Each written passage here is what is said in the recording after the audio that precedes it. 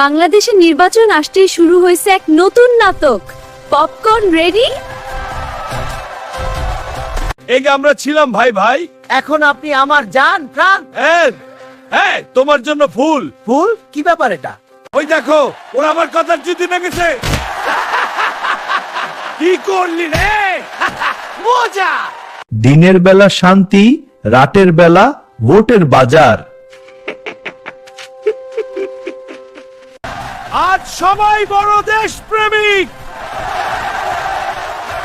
Vote দিন, দেশ বদলে দিন। ভোট শেষ আর নেতারা পুফ হাওয়া।